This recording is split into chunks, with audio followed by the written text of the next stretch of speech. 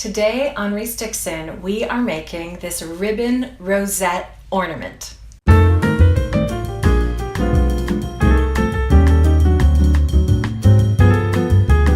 Hi everybody, it's Teresa with Rosette, and today we are switching gears and we are heading into our mod-inspired Christmas tree.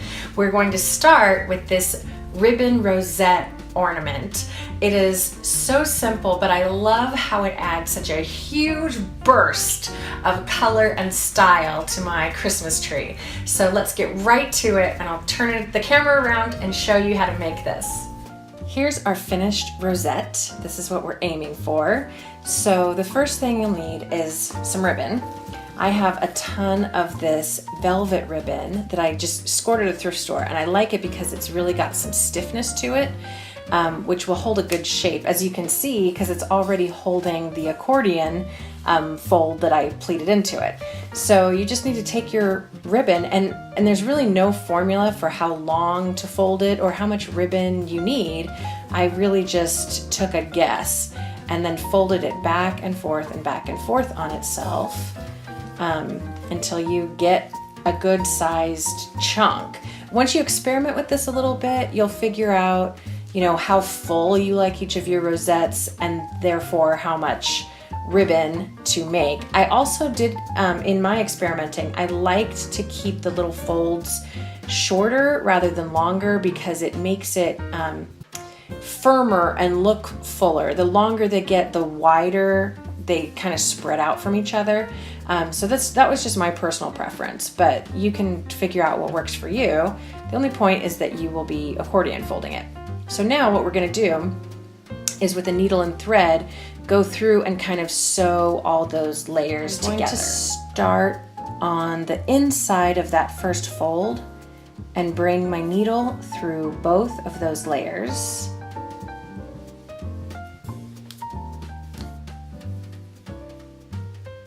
And then I'll tie a knot here. What? I'll tie a knot here to keep that thread from pulling out. None of this is going to be visible, so you really don't need to worry too much about making it cute. It's not going to be cute. So I'm not even going to bother trying to hide a knot or finding a way to do it that's not visible. It's not worth the effort. So I'm going to tie my knot there. And now, squishing those all back together, I'm going to go through each of those loops and come out the other one like that and kind of stitch that together. So those first three loops are stuck. So I'm just going to keep going through each of those loops, trying to keep it a little bit, you know, even and neat as you go. There. So see, it's going to get messy because you're going to have that thread visible, but that's okay because this will all be the underside that nobody needs to see. So I'm going to go through each of those loops, securing them all together. Now that that's done, this is what I've got. And again, see, messy, no worries. So then I'm going to stretch this out and then sew this part, this final part, to this first part to make that loop.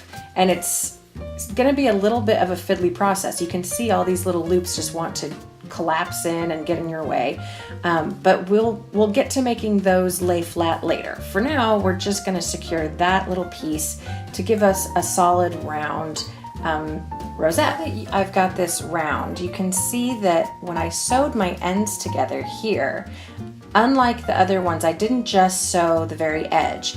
I went and sewed it all the way across. Look at how ugly my stitches are, but none of that matters. I sewed all the way across to create like one solid fold, just like the rest of them. So now it's time to start arranging these. So I like to kind of let it stand up like that and then start to smoosh it flat. You're still gonna have to do quite a bit of arranging, but that just kind of helps give you a good starting point. And then we're gonna start turning these until they're all facing in one direction and create kind of that fanned out look. There we go.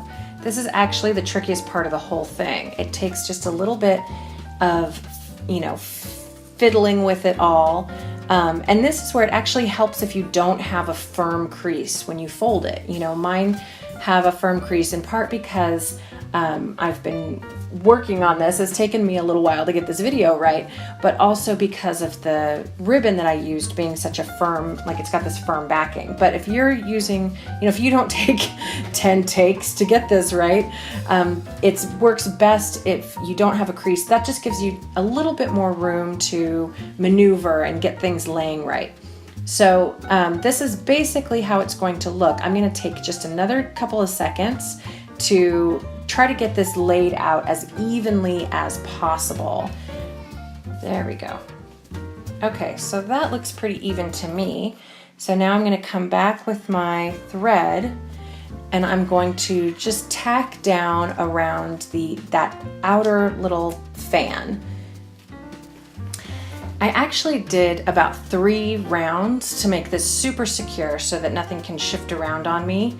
I kind of went in one direction, and then switched and went the other direction to really anchor things in so they can't pull from one piece to the next.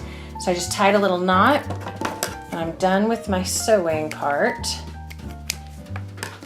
So, you could sew the rest of it too, but it's so much faster to knot. So I'm going to, before I get too far ahead of myself. So you can see it's still not lying very flat, even with all of my sewing and my stiff ribbon. So I'm going to just grab my little iron and very gently, because you don't want to scorch anything or leave any marks, I'm just going to give that a little iron, get those little ends nice and crisp. And I'm doing this on what will be the back side, just to give myself an extra little precaution against scorching anything, especially on this velvet. You can see the marks I'm leaving behind. But once I'm satisfied with it being nice and flat, then I'm going to flip it over on the front. And you can sew this part, like I said, but I'm just going to use a little hot glue and hot glue a button right in the center of all that. Like so. All that's left now is a way to hang this. So again, you can just stitch this if you don't want to break out the hot glue gun. But I've just got a little loop of, this is actually just a really fine yarn. Anything will work, even fishing line will work.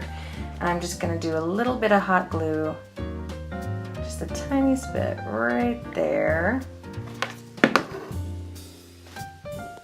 Stick my yarn in it. Remember, so touch above and below the glue, but don't touch the glue directly until it has a second. And then you can give it a little tap.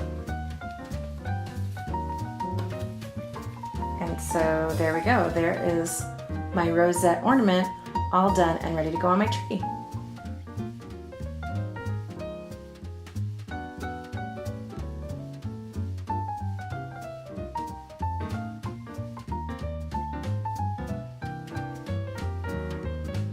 This is one of those ornaments that packs such a huge punch on the tree. I love how bold and bright it is. It looks fantastic when it's on the tree, and it will look fantastic no matter what kind of style you're using to decorate. So in my mod inspired tree, I've got this bright red velvet, but if you just switch out the ribbon for something else, you can use this for anything. If you did this in gold ribbon, it would be spectacular, and it could go in any number of styles. It's such a simple little project with just a little bit of hand stitching that is perfect to carry with you on the go, or to fill in any spots with such an affordable and fantastic ornament. I'm just obsessed with it. So I hope that you will love this too. If you make it, I would love to see your results. Be sure and leave a comment. If you have any questions, leave a comment then too, and I will help you out.